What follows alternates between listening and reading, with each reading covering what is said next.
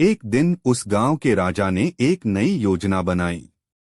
उसने सुना था कि मुल्ला नसीरुद्दीन की बुद्धिमानी की बातें चारों ओर फैली हुई हैं, और उसने सोच लिया कि वह मुल्ला की परीक्षा लेना चाहता था। राजा ने मुल्ला को अपने महल में बुलाया और कहा, मुल्ला, मैं तुम्हारी बुद्धिमानी की परीक्षा लेना चाहता हूँ। अगर तुम मेरे सवालों का सही जवाब दे सको तो तुम्हें इनाम मिलेगा। अगर तुम जवाब नहीं दे पाए तो तुम्हें सजा मिलेगी। मुल्ला नसीरुद्दीन ने मुस्कुराते हुए कहा, राजा साहब, मुझे आपके सवालों का उत्तर देने में कोई समस्या नहीं होगी। आप जो भी सवाल पूछें, मैं उसका सही जवाब दूंगा। राजा ने पहले सवाल पूछा, बताओ, आकाश में कितने तारे हैं? मुल्ला नसीरुद्दीन हंसी के साथ बोले, राजा साहब, आप मुझसे इतना कठिन सवाल पूछ रहे हैं। तारे तो अनगिनत हैं, और मैं तो बस आपको इतना ही बता सकता हूं कि रात में जितने तारे दिखाई देते हैं, उतने ही आपके महल के कर्मचारियों ने देखे होंगे। राजा थोड़ा चिढ़ा हुआ, लेकिन उसने दूसरे सवाल की ओर बढ़ते हुए पूछा, तो बताओ, मेरे महल में कितने लोग हैं? मुल्ला नसीरुद्दीन ने थोड़ा सोचा और फिर कहा, राजा साहब, आपके महल में जितने लोग हैं, उतने ही आपके बगीचे में फूल हैं। और जितने फूल हैं, उतने ही लोग भी वहां काम करते होंगे। राजा अब और चिढ़ा, लेकिन उसने अगले सवाल के लिए सोचा, अच्छा, बताओ मुझे कि मेरी धरती कितनी बड़ी है? मुल्ला नसीरुद्दीन ने अपनी आंखों को थोड़ा मिचकाते हुए कहा, राजा साहब, आपकी धरती तो इतनी बड़ी है जितनी आपके महल की छत और आपके दिल में बसी हुई आपकी प्रतिष्ठा। राजा अब बहुत परेशान हो गया था, लेकिन उसने सोचा, चलो एक आखिरी सवाल पूछता हूँ। उसने कहा, बताओ, मुझे किस रंग का घोड़ा सबसे अच्छा लगता है?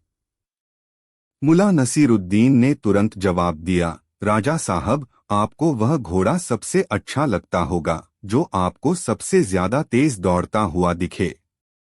लेकिन अगर आप मुझसे सच पूछें तो मुझे वो घोड़ा सबसे अच्छा लगता है जो बिना किसी कारण के कहीं नहीं भागे। राजा अब बहुत गुस्से में आ गया। वह सोचने लगा, यह आदमी मेरे सारे सवालों का मजाक बना रहा है। उसने मुल्ला से कहा, ठीक है, तुमने मेरे सवालों का सही जवाब नहीं दिया। अब तुम्हें सजा भुगतनी होगी। मुल्ला नसीरुद्दीन ने एक मुस्कान के साथ जवाब दिया, राजा साहब, सजा देने से पहले एक सवाल का जवाब दीजिए। अगर आप मुझे सजा देंगे तो क्या मुझे वह सजा आपको भी देनी होगी? राजा ने हैरान होकर कहा, यह क्या सवाल है? तुम क्या कह रहे हो? मुल्ला नसीरुद्दीन ने समझाया, राजा साहब, अगर आप मुझे सजा देंगे तो मुझे भी आपकी तरह न्यायपालिका का हिस्सा बनना होगा। फिर मैं आपकी सजा को सही तरीके से लागू करूंगा। राजा अब हंसते हुए बोला, मुल्ला, तुमने एक बार फिर मेरी सोच को गलत साबित किया। तुमने मेरे सवालों का मजाक तो बनाया, लेकिन तुम्हारी बुद्धिमानी भी दिखी। तुमने यह साबित कर दिया कि तुम सच में बुद्धिमान हो। इस तरह मुल्ला नसीरुद्दीन ने न केवल अपनी बुद्धिमानी से राजा को हराया, बल्कि राजा को यह भी समझाया कि कभी-कभी सच्चाई और हास्य एक साथ चलते हैं। राजा ने मुल्ला को सम्मान दिया और उनकी बुद्धिमानी की सराहना की। कहानी से सीख। यह कहानी हमें यह सिखाती है कि कभी-कभी अपनी बुद्धिमानी और चतुराई का सही इस्तेमाल करना चाहिए। मुल्ला नसीरुद्दीन ने अपनी हास्यपूर्ण सोच से राजसी सवालों का जवाब दिया और यह साबित किया कि बुद्धिमानी और मजाक एक साथ हो सकते हैं। हमें जीवन में कभी भी छोटी-मोटी बातों को हल्के में नहीं लेना चाहिए, बल्कि सच्चाई और हास्य का संतुलन बनाकर जीवन को सरल और खुशहाल बनाना चाहिए। कहानी 2। एक दिन मुल्ला नसीरुद्दीन अपने गधे पर सवार होकर गांव से बाहर जा रहे थे। वह अपने गधे की पीठ पर एक बड़ी सी थैली लादकर उसे गांव से दूर एक दूसरे शहर में ले जा रहे थे, जहां उन्हें कुछ जरूरी काम था। गधा नसीरुद्दीन के साथ था, क्योंकि वह उनका प्रिय सहायक था। गधा न केवल मुला का वाहक था, बल्कि वह उनके प्रति काफी वफादार भी था। मुला नसीरुद्दीन ने गधे की पीठ पर सवार होकर उसे चलाने का आदेश दिया और गधा पूरी लगन से चलने लगा। लेकिन कुछ ही समय बाद नसीरुद्दीन को कुछ अजीब सा महसूस हुआ। गांव के लोग उन्हें देखकर हंस रहे थे और कोई न कोई टिप्पणी कर रहा था। कुछ लोग यह कह रहे थे, क्या मूर्ख है जो गधे पर सवार होकर जा रहा है। दूसरे लोग कहते, क्या यह गधा इतना थका हुआ है कि इसे नहीं चला सकता। मुला नसीरुद्दीन ने सोचा, क्या इन लोगों को अपनी गलती का एहसास नहीं है। वह थोड़ी देर के लिए रुकते हैं और गधे से उतरते हैं। उन्होंने गधे को थोड़ा आराम दिया और फिर से उसी रास्ते पर चलने लगे। अब वह गधे के साथ पैदल चल रहे थे और गधा उनके साथ चलने लगा। कुछ ही दूर चलने के बाद एक और समूह ने मुला नसीरुद्दीन को देखा और यह टिप्पणी की, देखो वह गधे को बिना सवारी के चला रहा है। वह बहुत अजीब है। क्या उसे यह एहसास नहीं कि गधा उसके लिए ही है। यह सुनकर मुला नसीरुद्दीन फिर से सोचने लगे। अब वह गधे के साथ थे, लेकिन गधे को छोड़ने का विचार उनके मन में नहीं आ रहा था। उन्होंने सोचा, क्या मुझे गधे को छोड़ना चाहिए और सिर्फ खुद को ही ध्यान में रखना चाहिए। वह फिर से गधे की पीठ पर सवार हो जाते हैं और सड़क पर बढ़ने लगते हैं। लेकिन अब वह सोचते हैं कि गांव वाले उन्हें और अधिक मजाक उड़ाएंगे। लेकिन अब उन्हें इस बारे में ज्यादा चिंता नहीं थी, क्योंकि वह समझ चुके थे कि इन आलोचनाओं से किसी को कोई फर्क नहीं पड़ता। वह रास्ते में एक स्थान पर रुके, जहां उन्होंने सोचा कि अब वह एक शांति से भरी बातचीत करेंगे। उन्होंने गधे को आराम देने के लिए कुछ समय लिया और फिर गांव वालों से बातचीत की। उन्होंने कहा, देखो, लोग हमेशा दूसरों की स्थिति को गलत तरीके से देखते हैं। वे कभी भी संतुष्ट नहीं होते, चाहे आप कुछ भी करें। इस पर एक व्यक्ति ने पूछा, तो अब तुम क्या करना चाहते हो। मुला नसीरुद्दीन मुस्कराए और बोले, मैंने यह समझ लिया है कि अगर आप कुछ करेंगे तो भी लोग बात करेंगे, अगर आप कुछ नहीं करेंगे तो भी लोग बात करेंगे। इसलिए हमें सिर्फ अपने कार्यों में संतुलन और धैर्य रखना चाहिए। मुला नसीरुद्दीन की यह कहानी हमें यह सिखाती है कि जीवन में आलोचनाओं और भेदभाव से बचने का कोई तरीका नहीं है। हम क्या करते हैं, यह हमेशा लोगों की नजरों में गलत हो सकता है। इसलिए हमें केवल अपनी मंजिल पर ध्यान केंद्रित करना चाहिए और नकारात्मक टिप्पणियों से प्रभावित नहीं होना चाहिए। कहानी 3। एक दिन मुल्ला नसीरुद्दीन अपने गांव के पास बने शाही महल के रास्ते से गुजर रहे थे। अचानक उन्होंने देखा कि बादशाह अपनी सलाहकारों और दरबारियों के साथ खड़ा है। सबकी निगाहें एक छोटे से लड़के पर थीं, जो कड़ी सजा पाने के लिए तैयार था। वह लड़का चोरी के आरोप में पकड़ा गया था, लेकिन उसकी आंखों में डर से ज्यादा जिज्ञासा थी। बादशाह ने गुस्से में आकर कहा, मुल्ला, तुम हो इस गांव के सबसे बड़े बुद्धिमान व्यक्ति। तुम बताओ, इस लड़के को क्या सजा दी जाए। मुल्ला नसीरुद्दीन ने बादशाह की ओर देखा और फिर उस लड़के की ओर। एक चुटकी में उनका दिमाग तेजी से काम कर रहा था। उनके मन में एक विचार आया जो सबसे अजीब था। मुल्ला नसीरुद्दीन ने सबको आश्चर्यचकित करते हुए कहा, इस लड़के को सजा नहीं बल्कि इनाम दिया जाएगा। सभी दरबारी हैरान हो गए। बादशाह ने चौंकते हुए पूछा, क्या इस लड़के ने चोरी की है और तुम उसे इनाम देना चाहते हो। मुल्ला नसीरुद्दीन मुस्कराए और बोले, यह लड़का चोरी करने में इतना निपुण है कि अगर इसे ठीक दिशा में प्रशिक्षित किया जाए तो यह हमारे राज्य के सबसे बड़े जासूस बन सकता है। सभी लोग दंग रह गए। लेकिन बादशाह ने किचन से एक नया आदेश जारी किया, ठीक है मुल्ला, तुम इसके भविष्य का निर्धारण करो। तुम ही जानते हो तुम्हारी चालाकी का क्या राज है। मुल्ला नसीरुद्दीन ने फिर लड़के से पूछा, तुम चोरी क्यों करते हो? लड़का बेतहाशा बोला, साहब मैं गरीब हूं, मैं कुछ भी करके पेट भरने की कोशिश करता हूं। तो तुम अपनी बुद्धि का उपयोग गलत रास्ते पर क्यों कर रहे हो? मुल्ला नसीरुद्दीन ने पूछा। लड़का चुप रहा, उसकी आंखों में सवाल था। मुल्ला ने देखा कि उसकी आंखों में एक अदृश्य शक्ति थी जो भविष्य में बहुत कुछ करने की क्षमता रखती थी। बादशाह ने कहा, तो तुम इसे क्या सजा दोगे? मुल्ला नसीरुद्दीन मुस्कराए और बोले, मैं इसे एक और मौका दूंगा। इसे कोई सजा नहीं, बल्कि एक नई राह पर चलने का मौका मिलेगा। लेकिन एक शर्त है। सभी की नजरें मुल्ला पर थीं। मुल्ला ने धीमे से कहा, यह लड़का आजाद हो जाएगा, लेकिन उसे अगले 7 दिनों में राज्य से बाहर एक महत्वपूर्ण वस्तु लानी होगी। यह वस्तु कुछ ऐसी होगी जो केवल असाधारण बुद्धिमत्ता से ही प्राप्त की जा सकती है। अगर वह सफल हुआ तो मैं उसे सम्मानित करूंगा।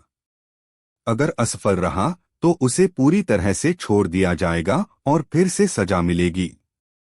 अब सवाल उठता है, क्या वह लड़का सफल हो पाएगा और मुल्ला का यह अजीब फैसला किस दिशा में जाएगा? बादशाह ने यह चुनौती स्वीकार कर दी, लेकिन उसे एक और शंका थी। क्या मुल्ला नसीरुद्दीन का यह फैसला सही था या फिर इसमें कुछ और छिपा हुआ था? राज्य में हलचल मच गई थी। सबकी जुबान पर एक ही सवाल था, क्या उस लड़के को इस चुनौती में सफलता मिलेगी या मुल्ला की चालाकी का कोई और राज है? यह कहानी यहाँ समाप्त होती है, लेकिन अगले भाग में जानिए उस लड़के ने किस रहस्यमयी वस्तु को लाकर मुल्ला नसीरुद्दीन की उम्मीदों को तोड़ा या पूरा किया। मुल्ला नसीरुद्दीन और बादशाह का अनोखा सवाल। 7 दिन बीत गए और वह लड़का वापसी के लिए तैयार था। मुल्ला नसीरुद्दीन के द्वारा दी गई चुनौती के बाद से हर किसी की जिज्ञासा बढ़ गई थी। लड़का अपने नसीब को लेकर एक ही सवाल पूछता रहा था, क्या वह वस्तु ढूंढ पाएगा जो मुल्ला ने कहा था, और क्या वह उसकी जिंदगी को बदलने में सफल होगा? राज्य के हर कोने में खबर फैल गई थी कि मुल्ला नसीरुद्दीन ने एक बेहद कठिन चुनौती दी है और अब सबकी निगाहें लड़के पर थीं। लोग चर्चा कर रहे थे, क्या वह लड़का सच में कुछ हासिल करेगा या फिर मुल्ला की योजना का हिस्सा बनकर उसकी अगली चाल के शिकार होगा। इस बीच मुल्ला नसीरुद्दीन महल में बैठे थे, आराम से चाय पीते हुए। उनका चेहरा एक रहस्यमयी मुस्कान से ढका हुआ था। वे जानते थे कि लड़का कुछ अजीब लेकर आएगा, क्योंकि मुल्ला ने उसे एक जादुई मार्गदर्शन दिया था। आखिरकार वह लड़का महल में घुसते हुए आया। उसकी आंखों में चिंता पर उम्मीद भी थी।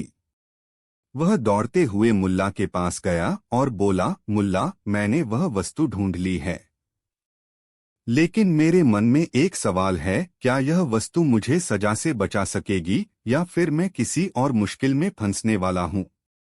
मुल्ला नसीरुद्दीन ने उसे देखा और अपनी चुप्पी को तोड़ा। क्या है वह वस्तु? उन्होंने सवाल किया और लड़के ने जेब से एक छोटा सा कागज निकाला। वह कागज बिल्कुल साधारण सा लग रहा था, लेकिन मुल्ला ने उसे ध्यान से देखा और फिर चौंक गए। तुमने यह क्या किया? मुल्ला ने चकित होकर पूछा। लड़का बोला, यह कागज मैंने एक रहस्यमयी बाबा से लिया था। वह बाबा बोला कि इस कागज पर एक प्रश्न लिखा है और उसका उत्तर मुझे सिर्फ शाही दरबार में मिलेगा। क्या? मुल्ला ने हैरान होकर कहा।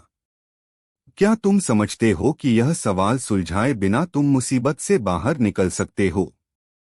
लड़का हाँ में सिर हिलाया। हाँ मुल्ला, बाबा ने कहा था कि यह कागज तुम्हारे भविष्य का निर्धारण करेगा।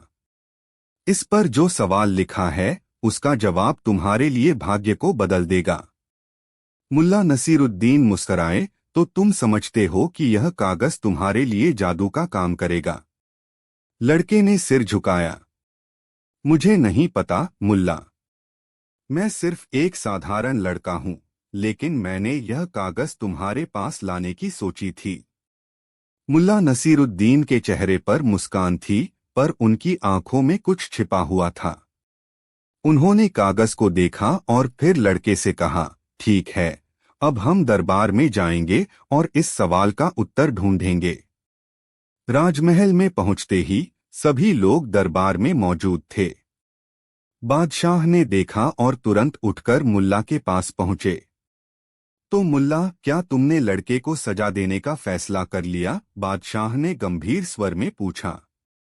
मुल्ला नसीरुद्दीन ने चुटकी लेते हुए कहा, नहीं बादशाह, यह लड़का हमारे राज्य के सबसे बड़े सवाल का हल ढूंढने आया है।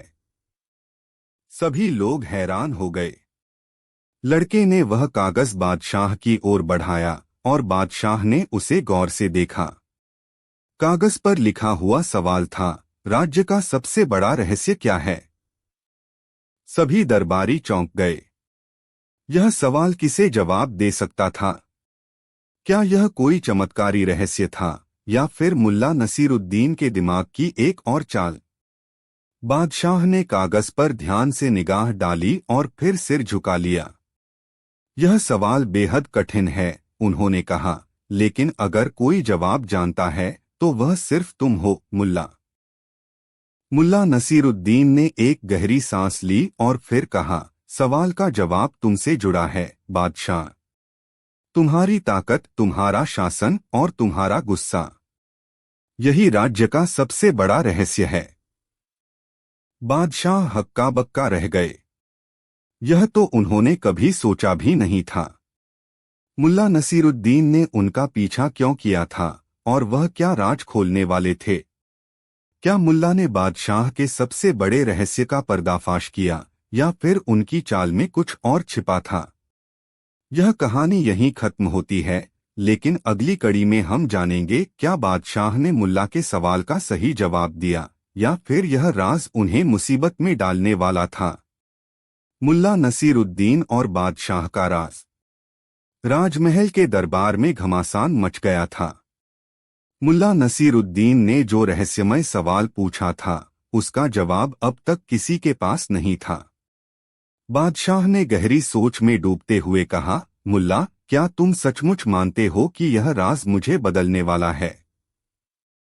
मुल्ला नसीरुद्दीन ने धीरे से मुस्कुराते हुए जवाब दिया, राज्य के सबसे बड़े रहस्य को जानने के लिए तुम्हें खुद को समझना होगा, बादशाह। यह तुम्हारे साम्राज्य के बारे में नहीं, बल्कि तुम्हारी आत्मा के बारे में है। सभी दरबारी चुप हो गए। वे नहीं समझ पा रहे थे कि मुल्ला क्या कह रहा था।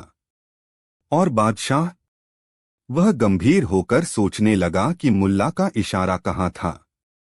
क्या मुल्ला के पास कोई ऐसा ज्ञान था जिसे वह छिपा रहा था? लड़का, जिसे मुल्ला ने चुनौती दी थी, अब थोड़ा घबराया हुआ दिख रहा था। उसने सोचा था कि वह कागज और सवाल के साथ कुछ बड़ा करेगा, लेकिन अब उसे यह समझ में आ रहा था कि उसकी भूमिका कुछ अलग थी। वह चाहता था कि मुल्ला उसका मार्गदर्शन करे, लेकिन अब सब कुछ बहुत पेचीदा लग रहा था।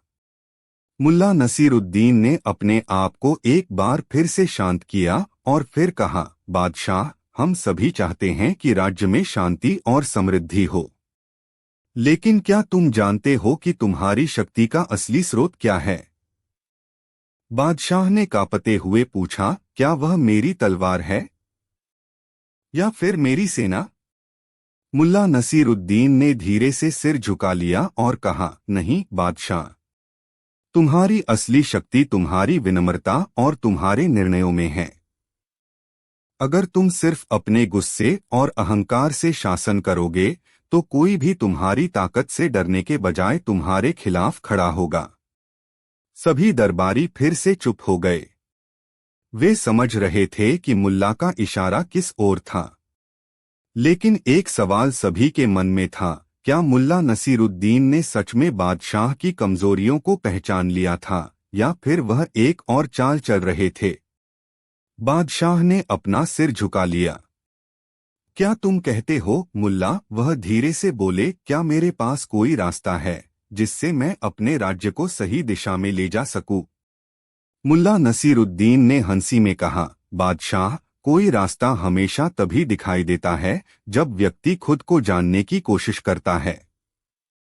तुम्हारे पास सब कुछ है, लेकिन तुम्हें सिर्फ अपने दिल की आवाज सुननी होगी। यह सुनकर बादशाह का चेहरा थोड़ी देर के लिए सहम गया।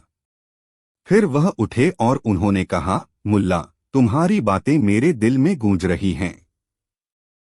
मैं तुम्हारे शब्दों पर ध्यान दूंगा। सभी दरबारी विस्मय से देख रहे थे। अब सबकी उम्मीदें मुल्ला से जुड़ी थीं।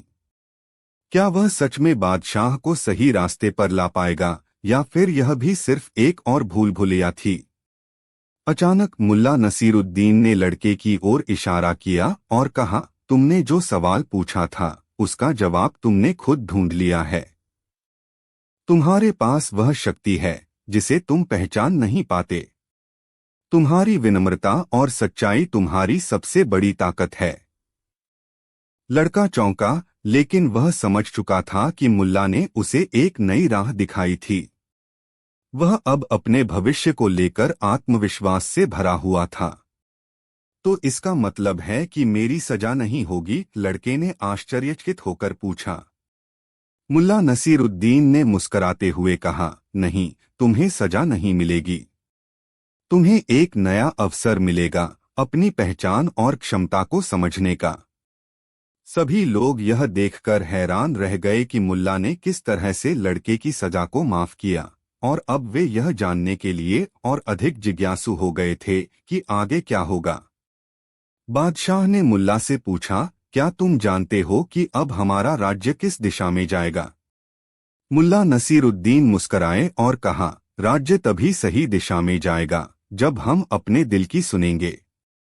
और इसका सही वक्त वही है जब बादशाह खुद को और अपने राज्य को समझेगा। लेकिन क्या बादशाह सच में अपने दिल की आवाज सुन पाएगा? और क्या मुल्ला नसीरुद्दीन का ये रहस्य राज्य के भविष्य को बदलने वाला होगा? यह कहानी यहीं खत्म होती है, लेकिन अगली कड़ी में हम जानेंगे क्या मुल्ला के शब्दों का असर राज्य में होगा, और क्या बादशाह अपनी शक्ति को सही दिशा में मोड़ेगा। मुल्ला नसीरुद्दीन और बादशाह का अंतिम निर्णय। राजमहल में एक गहरी चुप्पी थी। सभी दरबारी और राज्यवासी मुल्ला नसीरुद्दीन के शब्दों पर विचार कर रहे थे। बादशाह, जो अब तक अपनी शक्ति और साम्राज्य पर घमंड करता था, आज अपने दिल में एक नया संघर्ष महसूस कर रहा था। क्या उसने अपने राज्य को सही दिशा दी थी? क्या वह अपनी ताकत का सही इस्तेमाल कर रहा था? मुल्ला नसीरुद्दीन के शब्द अब उसकी आत्मा में गूंज रहे थे। विनम्रता, समझदारी और अपने फैसलों के प्रति जिम्मेदारी, यह वह बातें थीं जिन्हें बादशाह ने कभी गंभीरता से नहीं लिया था। उसे यह समझ में आ गया था कि असली शक्ति और सम्मान किसी के अहंकार में नहीं, बल्कि उसकी इंसानियत और समझदारी में होते हैं। बादशाह ने सबको ध्यान से देखा और फिर अपने सिंहासन से उठकर सबके सामने आ खड़ा हुआ।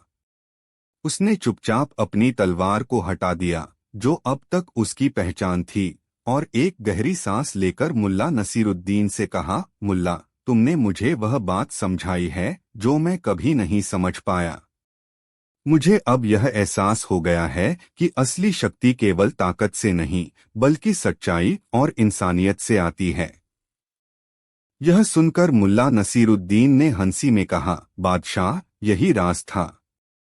तुम्हारी ताकत नहीं, बल्कि तुम्हारी समझ और निर्णयों की सच्चाई ही असली शक्ति है। राजमहल में सब लोग खड़े हो गए और बादशाह के इस निर्णय का सम्मान किया।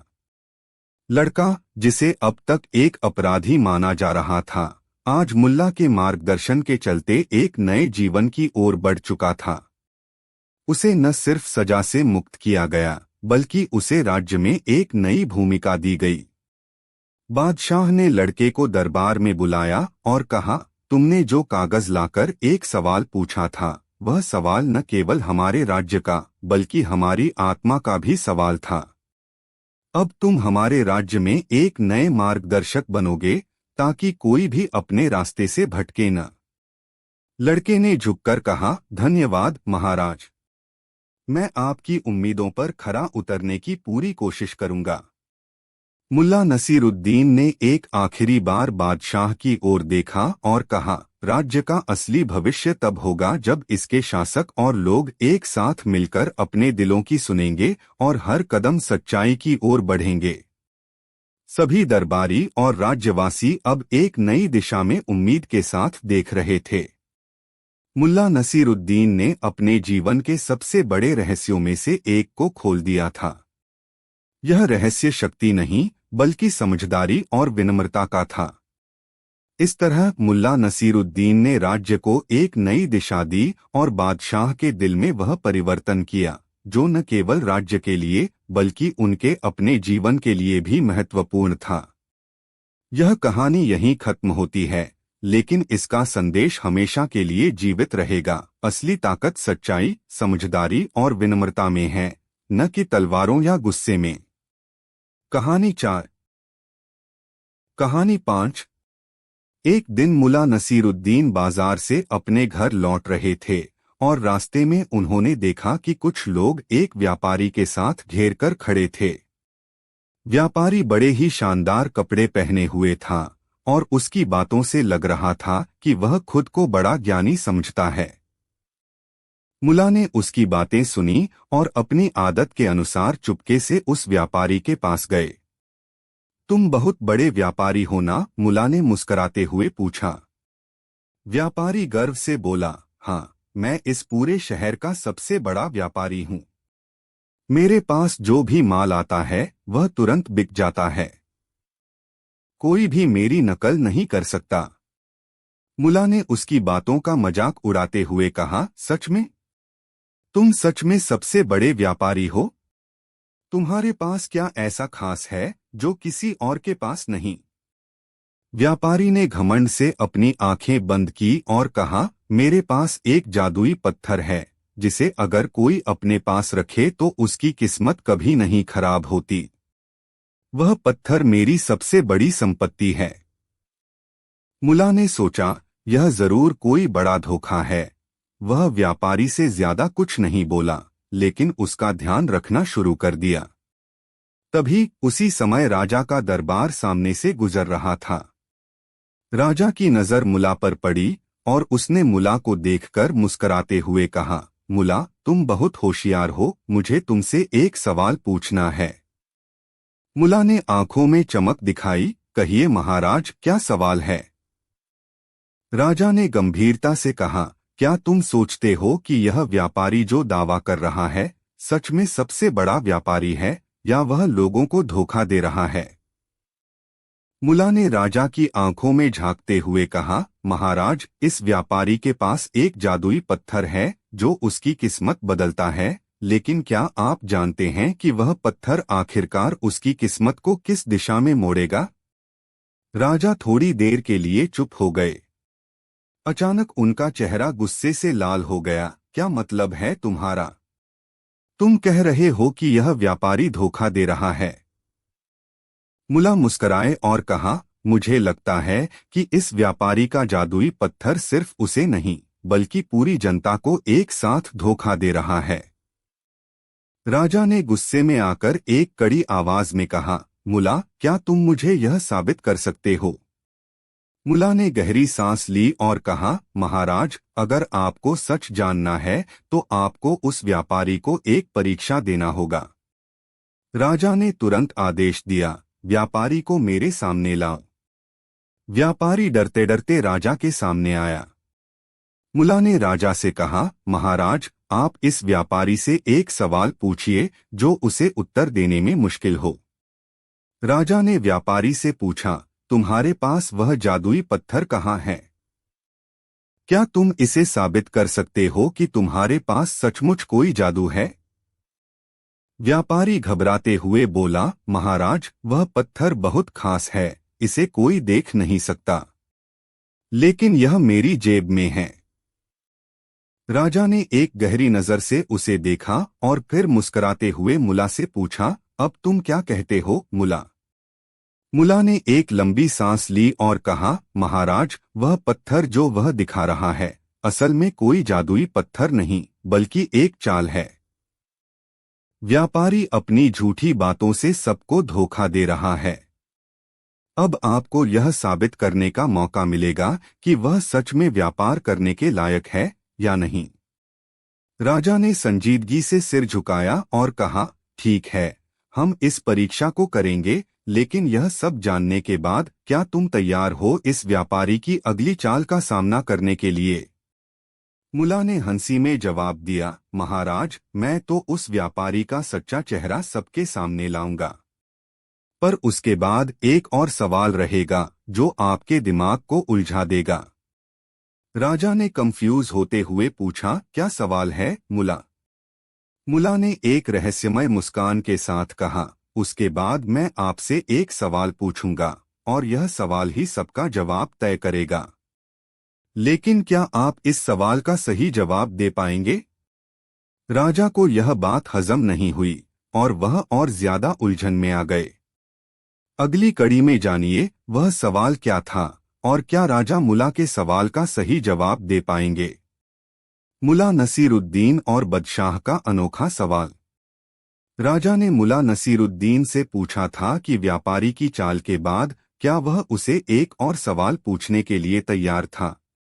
मुला ने एक गहरी मुस्कान के साथ जवाब दिया, महाराज, वह सवाल जो मैं पूछने जा रहा हूं वह आपकी पूरी समझ को चुनौती देगा।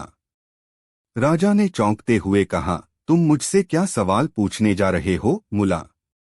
मुला ने सिर झुका लिया और धीरे धीरे बोला, महाराज, मैं जानता हूं कि आप बहुत बुद्धिमान हैं, लेकिन इस सवाल का उत्तर केवल वही व्यक्ति दे सकता है जो दिल से सच्चा हो। राजा अब और ज्यादा उत्सुक हो गए। वे सोचने लगे, क्या मुला मुझसे कुछ बहुत गंभीर सवाल पूछने वाला है? ठीक है मुला, राजा ने गंभीर स्वर में कहा, पूछो, क्या सवाल है? मुला ने धीरे से कहा, महाराज, आपको क्या लगता है, क्या यह व्यापारी सच में एक महान व्यापारी है या फिर वह बस लोगों की कमजोरी का फायदा उठा रहा है? क्या आप खुद के दिल की सुनते हुए उस व्यापारी को न्याय देंगे या फिर अपनी सत्ता की ताकत का इस्तेमाल कर उसे सजा देंगे? राजा ने यह सवाल सुनकर चौंकते हुए कहा, यह क्या सवाल हुआ मुला? तुम तो मुझे उलझा रहे हो। मुला ने मजाकिया अंदाज में कहा, नहीं महाराज, मैं आपको उलझा नहीं रहा हूँ, बल्कि आपके दिल और दिमाग को एक साथ काम करने के लिए कह रहा हूँ। राजा ने सिर खुजाते हुए कहा, मुला, तुम मुझे क्यों लगा रहे हो कि यह सवाल कोई साधारण सवाल नहीं है? मुला ने अपने हाथों को हवा में घुमाते हुए कहा, महाराज, यह सवाल तभी समझ में आएगा जब आप अपने दिल से जवाब देंगे, क्योंकि आपके पास राजसी ताकत है, लेकिन वह ताकत तभी सही है जब आप दिल से न्याय करते हो। राजा और मुला की इस बातचीत के बीच कुछ देर की खामोशी छा गई। सभी लोग दरबार में खड़े थे और राजा से मुला के सवाल का उत्तर जानने के लिए इंतजार कर रहे थे। लेकिन राजा खुद भी उलझन में था। क्या वह अपने दिल की बात मानेगा या अपनी सत्ता का इस्तेमाल करेगा? फिर अचानक दरबार के एक कोने से एक आदमी चिल्लाया, महाराज, वह व्यापारी तो एक ठग है। उसने हम सबको बेवकूफ बना रखा है। राजा और मुला दोनों ने उसी समय अपनी नजरें उस आदमी पर डालीं। वह आदमी खड़ा हुआ और कहने लगा, मुला नसीरुद्दीन ने जो कहा था वह सच है। वह व्यापारी असल में हमें धोखा दे रहा था। उसका जादुई पत्थर एक चाल है जिससे वह लोगों को लूटता है। राजा ने गुस्से में आकर कहा, तुमने यह बात अब क्यों बताई? अब तुम्हारा क्या होगा? मुला ने राजा की तरफ मुड़ते हुए कहा, महाराज, वह व्यापारी नहीं जानता कि उसे किस राह पर चलने के लिए कहा गया है। अब आप खुद तय करें, क्या उसे सजा दी जाए या फिर हमें उसके खेल में शामिल होकर उसकी असलियत को उजागर करना चाहिए। राजा ने गहरी सांस ली और कहा, तुम ठीक कहते हो मुला, लेकिन इस मामले में अब एक और सवाल है जो हमें सभी के सामने लाना होगा। मुला ने चुपके से राजा की तरफ देखा और कहा, महाराज, वह सवाल मैं खुद पूछने जा रहा हूँ। लेकिन क्या आप उसके जवाब के लिए तैयार हैं? राजा की आंखों में एक रहस्यमय चमक आ गई। क्या सवाल है, मुला? राजा ने फिर से पूछा। मुला ने धीरे से कहा, महाराज, अगर आप व्यापारी को सजा देते हैं तो क्या आप यह सुनिश्चित कर पाएंगे कि वह सजा उसके दिल में सच्चाई की समझ दे पाएगी, या फिर उसे किसी और धोखेबाज से बचाने के लिए हम एक नया धोखा देंगे? राजा ने तुरंत उत्तर दिया, क्या तुम मुझसे यह कह रहे हो कि हमें उस व्यापारी को मौका देना चाहिए? मुला ने एक हल्की सी मुस्कान के साथ कहा, महाराज, मौका देना और धोखा देना दोनों अलग अलग बातें हैं। आपको तय करना होगा कि क्या आप न्याय करेंगे या अपनी शक्ति का गलत इस्तेमाल करेंगे। राजा अब पूरी तरह उलझ चुके थे। वह सोचने लगे, क्या मुला की बात सही है? क्या मुझे इस व्यापारी को मौका देना चाहिए, या फिर मुझे सजा देने के बाद उसका असल चेहरा सामने लाना चाहिए? मुला ने राजा के कान में धीरे से कहा, महाराज, अब सवाल यह है कि क्या आप यह सब खुलासा कर पाएंगे या फिर आपको कोई नया धोखा मिलने वाला है? राजा की आंखों में सवाल था और मुला की मुस्कान में एक राज छिपा हुआ था। अगली कड़ी में जानिए, क्या राजा मुला के सवाल का सही उत्तर दे पाएंगे और क्या वह व्यापारी अपने धोखे का पर्दाफाश होने से बच पाएगा? मुला नसीरुद्दीन और राजा का चुनावी दांव। राजा ने व्यापारी से जुड़े सवाल के बारे में सोचते हुए अपने मंत्रियों को बुलाया। दरबार में हलचल मच गई और हर कोई यही सोचने लगा कि राजा अब क्या कदम उठाएंगे। मुला नसीरुद्दीन ने अपनी मुस्कान के साथ दरबार की ओर देखा, जैसे वह किसी बड़े खेल का हिस्सा हो। राजा को हर चीज को ठीक से समझने के लिए अब एक और सवाल करना था और मुला ने उसी दिन दरबार में एक और नया खेल शुरू किया। राजा ने मंत्रियों से कहा, मुझे यह साफ साफ बताओ, क्या व्यापारी ने सचमुच हम सबको धोखा दिया है या फिर यह मुला का कोई और चालाक तरीका है? मुला ने यह सुनते ही जवाब दिया, महाराज, यह सवाल तो बहुत ही सरल है। सच और झूठ की पहचानी नहीं जा सकती जब तक हम खुद खुद को एक चुनाव में न डालें। राजा चौंकते हुए बोले, तुम कहना क्या चाहते हो, मुला? मुला ने हंसते हुए कहा, महाराज, आप जब तक खुद यह फैसला नहीं करेंगे कि क्या व्यापारी ने धोखा दिया है या नहीं, तब तक हम उसे सजा देने का कोई सही तरीका नहीं ढूंढ सकते। हमें उसे एक चुनाव में डालकर देखना होगा ताकि उसकी असलियत सामने आ सके। राजा ने सिर खुजाते हुए कहा, तुम चाहते हो कि मैं व्यापारी को एक चुनौती दूं जिससे हम उसकी सच्चाई जान सकें? बिल्कुल, मुला ने ठहाका लगाते हुए कहा।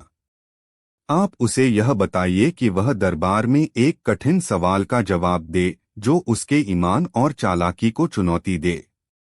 अगर वह सही जवाब देता है तो उसे सजा देने की बात फिर से सोचने की जरूरत नहीं होगी, लेकिन अगर वह गलत जवाब देता है तो उसकी असलियत सामने आ जाएगी।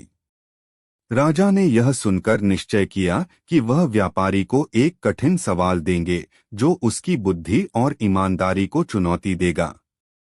दरबार में एक खामोशी छा गई और राजा ने व्यापारी को सामने बुलाया। व्यापारी ने डरते डरते दरबार में कदम रखा। उसकी आंखों में घबराहट थी और उसके मन में हजारों सवाल थे कि राजा ने उसे क्यों बुलाया। राजा ने उसे देखा और फिर गंभीर आवाज में कहा, तुम्हारे पास एक जादुई पत्थर है, लेकिन मुझे यह जानना है कि यह पत्थर तुम्हारी किस्मत को सच में बदलता है या यह सिर्फ लोगों को धोखा देने का तरीका है। तुम्हें मेरे एक सवाल का सही उत्तर देना होगा। अगर तुम सही उत्तर देते हो तो मैं तुम्हारी ईमानदारी को मानूंगा, लेकिन अगर तुम गलत जवाब देते हो तो तुम्हारी सच्चाई सामने आ जाएगी। व्यापारी ने डरते हुए पूछा, महाराज, वह सवाल क्या है? राजा ने मुला की ओर इशारा करते हुए कहा, मुला नसीरुद्दीन तुम्हें वह सवाल पूछेगा। मुला ने एक अजीब मुस्कान के साथ व्यापारी की तरफ देखा और फिर कहा, तुम्हारे पास एक जादुई पत्थर है। अब मैं तुमसे एक सवाल पूछता हूँ और मुझे उम्मीद है कि तुम सही उत्तर दोगे। बताओ, अगर तुम्हारे पत्थर को कोई और छुपा दे तो क्या तुम्हारे पास उसे वापस पाने का कोई तरीका है, या तुम सब कुछ खो बैठोगे?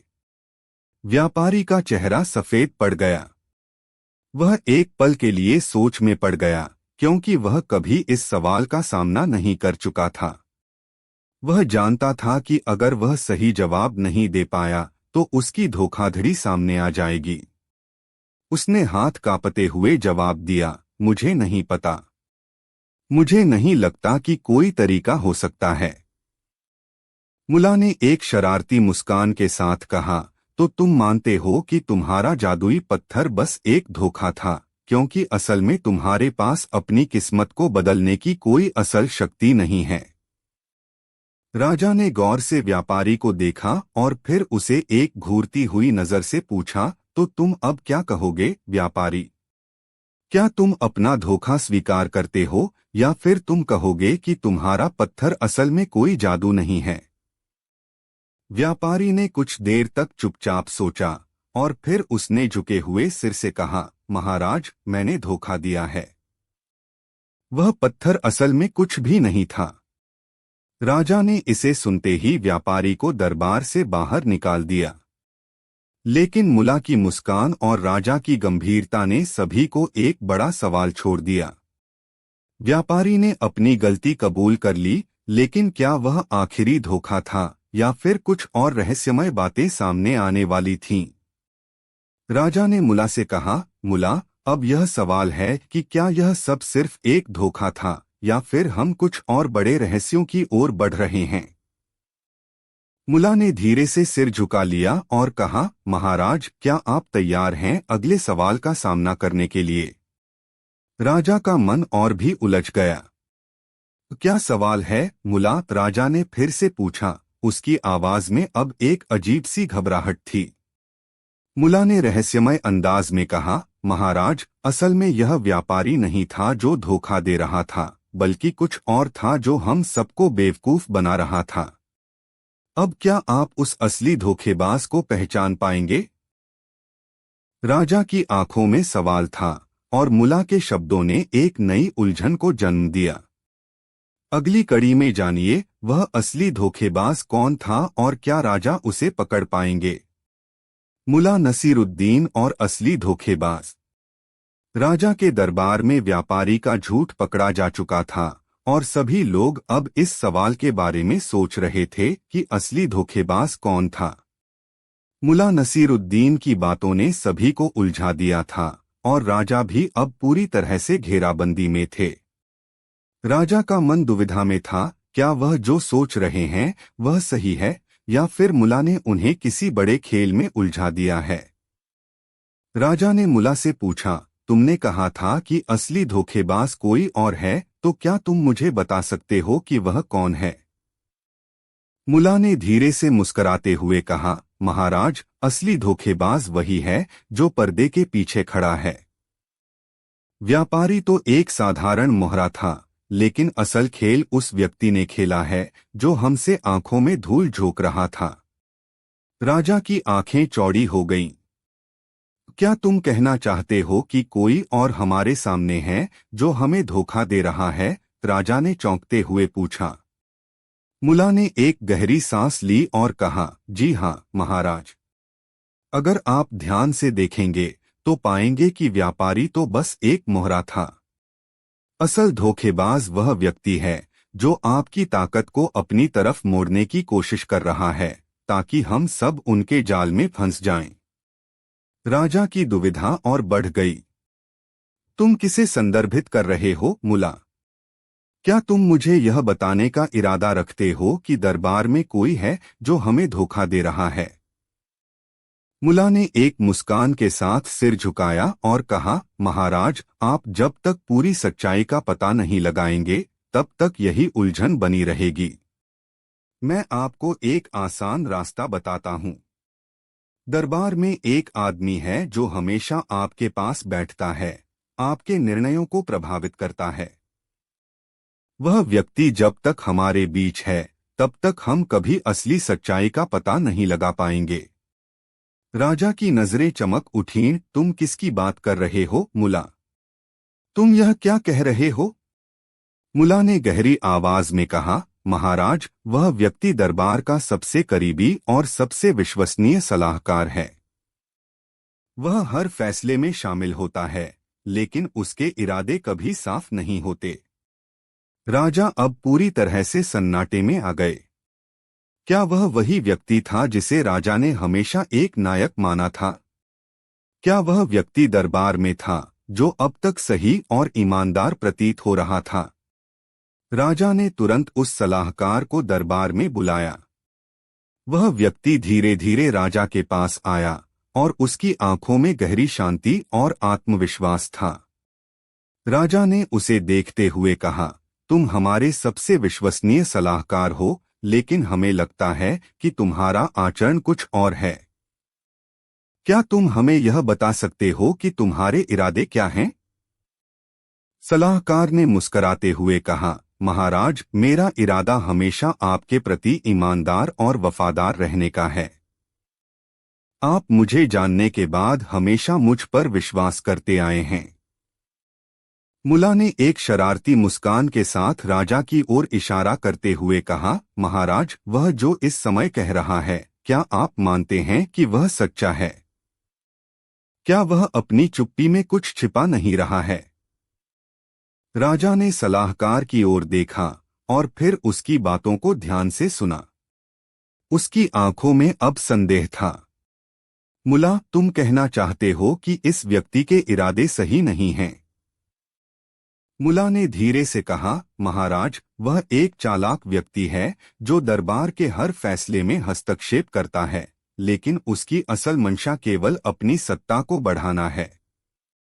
वह हमारी कमजोरियों का फायदा उठाकर हमें एक दूसरे से लड़वाने की कोशिश कर रहा है। सलाहकार ने गहरी सांस ली और कहा, महाराज, आप मुझ पर संदेह क्यों कर रहे हैं? मैं तो सिर्फ आपकी भलाई चाहता हूं। मुला ने एक और चालाक मुस्कान के साथ राजा से कहा, महाराज, उसे देखिए। वह अब अपनी बातों को साबित करने के लिए हमसे बार बार सवाल पूछ रहा है। क्या वह आपको यह साबित कर सकता है कि उसकी नीयत सही है? राजा अब पूरी तरह से घबराए हुए थे। क्या सचमुच वह व्यक्ति धोखेबाज था? वह जो अब तक उनके सबसे करीबी थे, क्या वही उनका सबसे बड़ा दुश्मन था? राजा ने गंभीरता से सलाहकार की ओर देखा और कहा, क्या तुम सचमुच हमारी दुश्मनी में शामिल हो? क्या तुम दरबार को तोड़ने की कोशिश कर रहे हो? सलाहकार ने धीरे से मुस्कुराते हुए कहा, महाराज, मैं कभी भी आपके खिलाफ नहीं हो सकता। मैं तो हमेशा आपकी सहायता करने के लिए हूं। मुला ने एक तंग मुस्कान के साथ कहा, महाराज, क्या आप देख पा रहे हैं? वह अभी भी अपना छिपा हुआ खेल खेल रहा है। अगर आप उसे सही तरीके से जांचें तो सब सामने आ जाएगा। राजा ने कड़े शब्दों में कहा, हम तुमसे यह उम्मीद नहीं करते, लेकिन अगर तुम हमारे विश्वास को तोड़ने की कोशिश कर रहे हो तो हम तुम्हें अपनी सजा देंगे। सलाहकार ने अपनी चालाक मुस्कान छिपाते हुए सिर झुका लिया और अब राजा के सामने एक बड़ा सवाल था, क्या वह सही है या फिर मुला ने जो कहा है वह सत्य है? अगली कड़ी में जानिए, क्या राजा अपने विश्वासघाती सलाहकार को पकड़ पाएंगे या फिर उनका असली रूप कभी सामने नहीं आएगा? राजा का दिल अब एक गहरी दुविधा में था। सलाहकार, जिसे वह अब तक सबसे विश्वसनीय समझते आए थे, अचानक एक शक के घेरे में था। दरबार में सबकी नजरें सलाहकार पर जमी थीं। राजा के मन में यह सवाल गूंज रहा था, क्या यह वह व्यक्ति है जिसने दरबार और उसकी शक्ति को छीनने की साजिश रची है? राजा ने सलाहकार से सख्त शब्दों में पूछा, तुम कहते हो कि तुम हमारे वफादार हो, लेकिन तुम्हारी हर बात और हर कदम अब हमें शक देने लगा है। अब बताओ, तुम क्या छिपा रहे हो? सलाहकार ने घबराते हुए कहा, महाराज, आप मुझसे क्या सवाल पूछ रहे हैं? मैं तो हमेशा से आपका वफादार रहा हूं। मुल्ला नसीरुद्दीन ने राजा की ओर देखा और फिर सलाहकार से कहा, महाराज आप देखिए, यह आदमी अब भी अपनी सफाई दे रहा है, लेकिन अगर वह सच बोल रहा होता तो उसके चेहरे पर डर नहीं होता। असल में उसकी घबराहट और उसकी चुप्पी ही यह साबित करती है कि वह धोखेबाज है। राजा ने सलाहकार को एक अंतिम बार देखा और फिर कहा, तुम सच नहीं बोल रहे हो और तुम्हारी चालाकी अब हमारी आंखों से छिप नहीं सकती। राजा ने फिर उसके खिलाफ एक सख्त आदेश दिया, तुम्हारी सजा अब तय की जाएगी। तुमने हमारे विश्वास को तोड़ा है और इसके लिए तुम्हें अपनी कीमत चुकानी होगी। सलाहकार की आंखों में अब डर था। वह जानता था कि अब उसकी साजिश का पर्दाफाश हो चुका था। उसने हार मानते हुए राजा से कहा, महाराज मैं मानता हूं कि मैंने गलत किया। मुझे अपनी गलतियों का एहसास हो गया है। राजा ने उसे दरबार से बाहर निकाल दिया और मुल्ला नसीरुद्दीन की ओर देखा। तुम सही थे मुल्ला, तुम्हारी बातों ने मुझे सही रास्ता दिखाया। अब मैं समझ गया कि वह व्यक्ति हमारी मदद के बजाय हमारी ताकत को कमजोर कर रहा था। मुल्ला ने राजा की ओर देखा और मुस्कुराते हुए कहा, महाराज आप हमेशा सही निर्णय लेते हैं। असल में यह सब एक खेल था और आपको जीतने के लिए सही फैसले करने की जरूरत थी। राजा ने एक गहरी सांस ली और कहा, अब हमें सावधान रहना होगा। इस दरबार में कोई भी हमें धोखा दे सकता है और हमें हमेशा सच्चाई की खोज में रहना होगा। मुल्ला नसीरुद्दीन ने आखिरी बार कहा, महाराज यह सब एक अच्छा पाठ था। अगर आप कभी किसी को विश्वास देते हैं तो उसके इरादों को सही तरीके से जांचना जरूरी है। राजा ने सिर हिलाया और कहा, मैं समझ गया मुल्ला। अब इस दरबार में हम केवल ईमानदारी और सत्य के साथ आगे बढ़ेंगे। राजा ने दरबार में सभी को यह सिखाया कि विश्वास, ईमानदारी और न्याय ही सबसे बड़ी ताकत है। वह जानते थे कि बिना सत्य के किसी भी धोखेबाज को सफल नहीं होने दिया जाएगा। कहानी 6। क्या आपने कभी सोचा है कि अगर किसी गांव में चोरी हो और पकड़ने वाला खुद चोरों से भी ज्यादा चालाक निकले तो क्या होगा? तो सुनिए, बात उस समय की है जब मुल्ला नसीरुद्दीन अपने गधे पर सवार होकर पड़ोसी गांव से लौट रहे थे। गांव के पास पहुंचते ही उन्होंने देखा कि लोग परेशान हैं, सब इधर-उधर दौड़ रहे हैं। कुछ घरों में लूट मच गई थी। मुल्ला ने पूछा, ए भाइयों, ये क्या हो रहा है? सबके चेहरे पर इतनी शिकन क्यों है? गांव का एक बुजुर्ग बोला, मुल्ला, चोरों की एक टोली हमारे गांव को लूटकर भाग गई। वो इतने चालाक हैं कि आज तक किसी ने उन्हें पकड़ा नहीं। मुल्ला मुस्कुराए और बोले, तो अब उन्हें मुल्ला नसीरुद्दीन से सामना करना पड़ेगा। मुझे बताओ, आखिरी बार उन्हें कहाँ देखा गया था? गांव वालों ने बताया कि चोरों को जंगल की ओर जाते हुए देखा गया है। मुल्ला ने तुरंत अपने गधे को जंगल की ओर मोड़ दिया। गधा भी शायद समझ चुका था कि आज कुछ दिलचस्प होने वाला है। जंगल में पहुंचकर मुल्ला ने गधे को एक पेड़ के पास खड़ा किया और खुद झाड़ियों में छुप गए। थोड़ी ही देर में चोरों की टोली वहां से गुजरी। उनमें से एक चोर बोला, यार, इस बार की लूट बहुत शानदार रही। गांव वाले हमें कभी पकड़ नहीं पाएंगे। मुल्ला ने यह सुनते ही जोर से खांस दिया। चोर चौकन्ने हो गए। एक चोर चिल्लाया, कौन है वहां? मुल्ला तुरंत झाड़ियों से बाहर आए और बोले, अरे भाई, मैं भी तुम्हारा ही साथी हूं। लगता है तुमने मुझे पहचाना नहीं। चोरों ने एक दूसरे की ओर देखा और फिर मुल्ला से पूछा, तू हमारा साथी है तो तुझे हमारी टोली में पहले क्यों नहीं देखा? मुल्ला हंसते हुए बोले, क्योंकि मैं तो मुखिया का खास आदमी हूं। मुझे गुप्त कामों के लिए रखा गया है। तुमने सुना नहीं, गांव वालों को डराने का प्लान भी मैंने ही बनाया था। चोर थोड़े आश्वस्त हुए, लेकिन मुखिया ने संदेह से पूछा, अगर तू सच में हमारा आदमी है तो बता, हमारे खजाने का ठिकाना कहाँ है। मुल्ला ने एक पल सोचा और बड़े आत्मविश्वास से बोला, अगर मैं तुम्हें खजाने का ठिकाना बता दूं तो क्या तुम मुझे अपनी टोली में शामिल करोगे। मुखिया ने उसे ऊपर से नीचे तक देखा और फिर एक रहस्यमयी मुस्कान के साथ बोला, चलो हम तुम्हें खजाना दिखाते हैं। अगर तुमने इसे सही पहचान लिया तो तुम हमारी टोली का हिस्सा बन जाओगे। मुल्ला उनकी बात मानते हुए उनके पीछे पीछे चलने लगे। लेकिन तभी कहानी यहीं खत्म होती है। आखिर खजाना कहाँ छिपा है? क्या मुल्ला वाकई चोरों की टोली का हिस्सा बन जाएंगे या उनकी चालाकी से सारा खेल पलट जाएगा? जानने के लिए अगले भाग में मुल्ला नसीरुद्दीन की चतुराई और चोरों के रहस्य का पर्दाफाश देखना न भूलें। मुल्ला नसीरुद्दीन और खजाने का रहस्य। कहानी की शुरुआत एक सवाल से। क्या ऐसा हो सकता है कि चोर अपनी ही चाल में फंस जाएं और उन्हें पता भी न चले? लेकिन अगर चालाकी मुल्ला नसीरुद्दीन की हो तो कुछ भी मुमकिन है। ये तो पिछली कहानी में मुल्ला नसीरुद्दीन चोरों की टोली के साथ खजाने के ठिकाने की ओर बढ़ रहे थे। रात का अंधेरा गहराता जा रहा था और जंगल में सन्नाटा छा गया था। चोरों के मुखिया ने मुल्ला की तरफ देखा और रहस्यमयी आवाज में कहा, ये जगह कोई साधारण नहीं है। यहाँ हमारा खजाना छिपा है। पर इसे देख पाने की हिम्मत हर किसी में नहीं होती।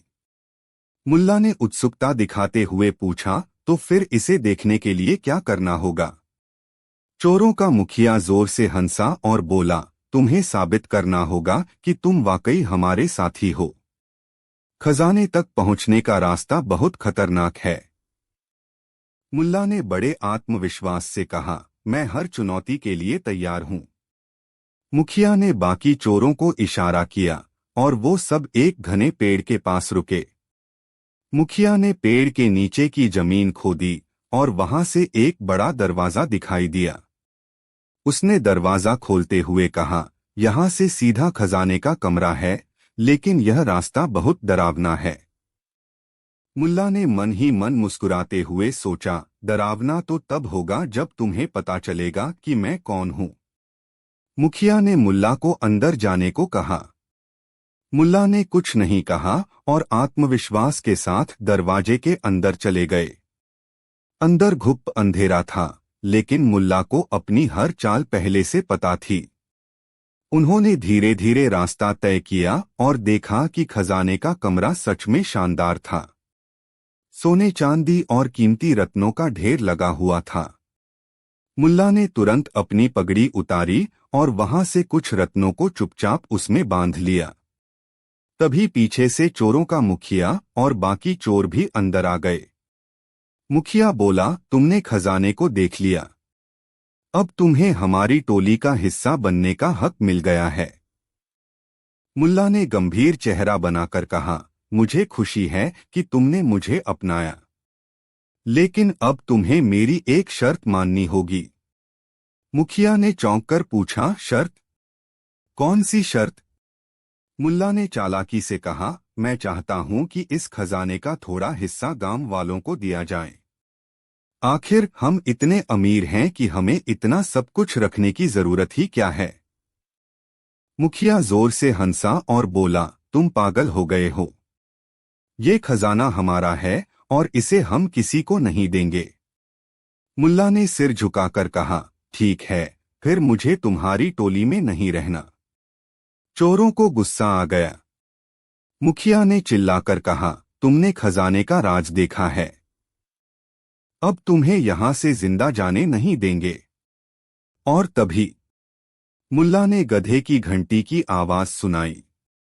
वो समझ गए कि उनका गधा बाहर इंतजार कर रहा है। उन्होंने तेजी से खजाने की कुछ और चीजें उठाईं और भागने की कोशिश की, लेकिन रास्ते में एक बड़ा गड्ढा था। मुल्ला उसमें गिरने ही वाले थे कि उन्होंने अपनी पगड़ी को रस्सी की तरह इस्तेमाल किया और खुद को बचा लिया। चोर उनके पीछे भागे, लेकिन मुल्ला ने गधे तक पहुंचने से पहले एक बड़ा पत्थर दरवाजे के पास गिरा दिया, जिससे खजाने का दरवाजा बंद हो गया। बाहर निकलकर मुल्ला गधे पर सवार हो गए और जंगल से बाहर निकल आए। कहानी यहीं खत्म होती है। लेकिन सवाल ये है, क्या चोर मुल्ला की इस चाल को समझ पाएंगे? और जो खजाना मुल्ला अपने साथ ले आए हैं, क्या वो गांव वालों की मदद कर पाएंगे, या ये कहानी अभी और बड़े रहस्य की ओर बढ़ रही है? जानने के लिए अगले भाग में जुड़े, जहां मुल्ला नसीरुद्दीन का सामना होगा एक और बड़े खतरे से। मुल्ला नसीरुद्दीन और गुप्त खजाने का पीछा। कहानी की शुरुआत एक सवाल से, क्या खजाना केवल दौलत होता है, या उसके पीछे कोई गहरा रहस्य छिपा होता है? मुल्ला नसीरुद्दीन को खजाना तो मिल गया, पर अब उनकी जिंदगी एक नई पहेली बन गई थी। जंगल से बाहर निकलने के बाद मुल्ला अपने गधे पर सवार होकर गांव की ओर लौट रहे थे। उनकी पगड़ी में बंधे खजाने की चमक से उनकी आंखें खुश थीं, लेकिन उनका दिल कह रहा था, ये कहानी यहीं खत्म नहीं हुई। गांव पहुंचते ही मुल्ला ने देखा कि लोग पहले से भी ज्यादा परेशान हैं। उन्होंने सोचा, यह क्या हो रहा है? मैंने तो चोरों का खजाना लेकर गांव वालों की मुश्किलें हल कर दी हैं। तभी गांव के मुखिया ने दौड़कर मुल्ला को घेर लिया और गुस्से में कहा, मुल्ला, तुम कहाँ थे? यहाँ एक और अजीब घटना हो गई। खजाने का असली मालिक गांव में आया है और कहता है कि वो खजाना चोरी हुआ था। मुल्ला ने हैरानी से पूछा, खजाने का असली मालिक? कौन है वो? मुखिया ने इशारा किया और एक लंबा, गहरे काले लबादे में लिपटा आदमी सामने आया। उसकी आंखें जैसे आग उगल रही थीं। उसने कहा, मेरा नाम है जाहिद और वो खजाना मेरे पूर्वजों का है। अगर तुमने उसे चुराया है तो वापस कर दो, वरना अंजाम बुरा होगा। मुल्ला को उसकी बात पर शक हुआ। उन्होंने पूछा, तुम्हारे पास क्या सबूत है कि ये खजाना तुम्हारा है? जाहिद ने रहस्य में मुस्कान के साथ कहा, उस खजाने में एक ऐसा नक्शा छिपा है जो सिर्फ मुझे ही समझ में आ सकता है। वो खजाना महज दौलत नहीं, बल्कि एक पुराने रहस्य की कुंजी है। मुल्ला ने सोचा, नक्शा, रहस्य, ये तो मामला और दिलचस्प हो गया। उन्होंने जाहिद से कहा, ठीक है, अगर वो खजाना तुम्हारा है तो तुम्हें मुझे उस नक्शे के बारे में और बताना होगा। जाहिद ने जवाब दिया, नक्शा हमें एक प्राचीन गुफा तक ले जाएगा जो हजारों सालों से बंद है। वहां ऐसा कुछ है जिसे देखकर इंसान की सोच बदल जाएगी। लेकिन मुझे लगता है तुमने मेरे खजाने का एक हिस्सा ले लिया है। मुल्ला ने नक्शे की बात सुनकर अपनी पगड़ी को और कसकर पकड़ लिया।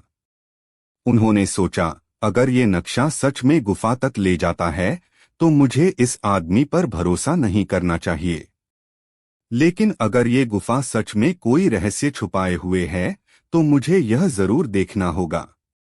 तभी गांव के एक बच्चे ने भागकर आकर कहा, मुल्ला, चोरों की टोली वापस आ गई है और वो पूरे गांव में तुम्हें ढूंढ रहे हैं।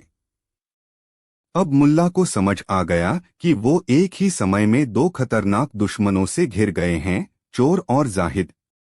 लेकिन मुल्ला ने मन ही मन मुस्कुराते हुए कहा, चलो आज चालाकी के साथ दोनों को सबक सिखाया जाए।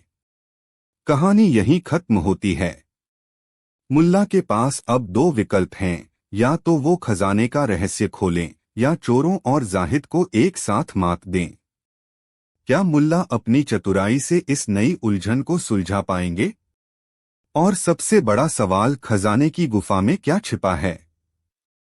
जानने के लिए अगले भाग में जुड़े। मुल्ला नसीरुद्दीन और गुप्त खजाने का रहस्य। जैसे ही मुल्ला को पता चला कि चोरों की टोली वापस आ गई है, उन्होंने तुरंत योजना बनानी शुरू की। उन्होंने जाहिद की ओर देखा और बोले, अगर तुम्हारा दावा सही है तो क्यों न चोरों को भी इस गुफा तक ले जाकर सच्चाई का सामना करने दिया जाए। अगर तुम्हारी बात झूठी हुई तो वो खजाना गांव वालों का होगा। जाहिद ने गुस्से में कहा, मैं अपनी बात पर अडिग हूं, लेकिन चोरों के साथ जाना खतरनाक होगा। मुल्ला ने हंसते हुए कहा, डरने की जरूरत नहीं, बस मेरी बात मानो। योजना का आगाज।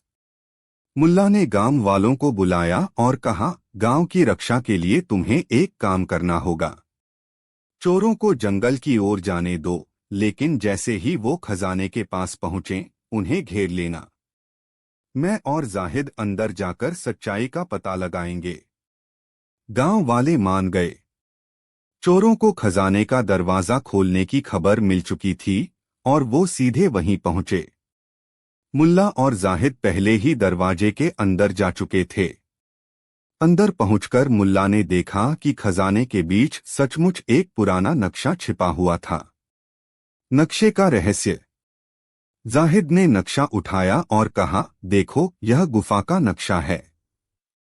यह हमें सत्य की गुफा तक ले जाएगा। वहां पहुंचने वाला इंसान कभी झूठ नहीं बोल सकता। मुल्ला ने सोचा, यह तो अद्भुत बात है। अगर यह सच है तो इस गुफा तक पहुंचना ही मेरी जीत होगी। तभी चोर भी वहां आ धमके। उन्होंने मुल्ला और जाहिद को घेर लिया और कहा, खजाना हमारे हवाले करो। मुल्ला ने गहरी सांस ली और मुस्कुराकर कहा, खजाना तुम्हें मिल जाएगा, लेकिन पहले इस गुफा के अंदर आओ। यहाँ एक ऐसा रहस्य छिपा है जो तुम्हारी सोच बदल देगा।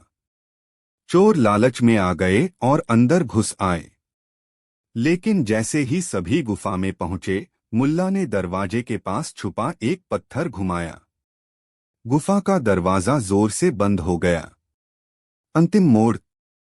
मुल्ला ने जाहिद की ओर देखा और बोले, अब यह गुफा तुम्हारे नक्शे की सच्चाई साबित करने के लिए तैयार है। लेकिन याद रखना, सत्य के बिना यहां से कोई बाहर नहीं जा सकता।